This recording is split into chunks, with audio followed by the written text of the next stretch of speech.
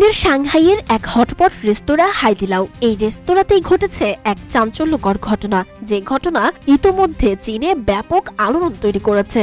সামাজিক যোগাযোগ মাধ্যমে ভাইরাল হওয়া এক ভিডিওর মাধ্যমে সামনে আসা সেই কাণ্ডে শুধু প্রতিষ্ঠানেরই নয়, পুরো চীনের সামাজিক মূল্যবোধকেই প্রশ্নের মুখে ফেলেছে।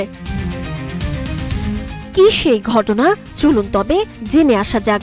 চীনের জনপ্রিয় হটপট চেইন রেস্তোরাঁ হাইদিলাও এর সাংহাইয়ের একটি শাখায় দুই কিশোর মদ্যপ অবস্থায় সুপের পাত্রে প্রস্রাব করে। শুধু তাই নয়, সেই ভিডিও সোশ্যাল মিডিয়াতেও ছড়িয়ে দেয়। ফলে ভিডিওটি ভাইরাল হওয়ার পর সাধারণ মানুষের মধ্যে তীব্র ক্ষোভের সৃষ্টি হয়।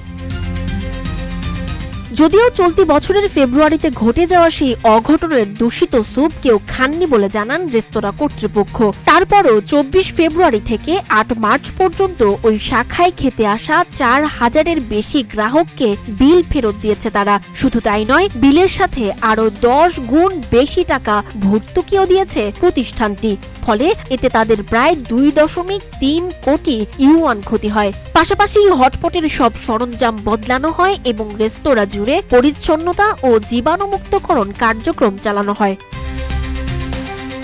এই বিষয়টি আদালত পর্যন্ত গড়ালে শুক্রবার আদালত জানায় ওই কিশোরদের অসৎ আচরণের প্রতিষ্ঠানটির সুনাম ও সম্পত্তি ক্ষতিগ্রস্ত হয়েছে। জরিমানা স্বরূপ আদালত ওই কিশোরদের অভিভাবকদের মোট 22 লাখ ইউয়ান জরিমানা করেন। এর মধ্যে রয়েছে অপারেশনাল ক্ষতি, সরঞ্জাম বদল এবং আইনি ব্যয়। এই ঘটনা কিশোরদের দায়িত্বহীনতার ভয়াবহ পরিণতি তুলে ধরার পাশাপাশি চীনের তরুণদের মাঝে সামাজিক অবক্ষয়ের বিষয়টিও গভীরভাবে প্রকাশ করে।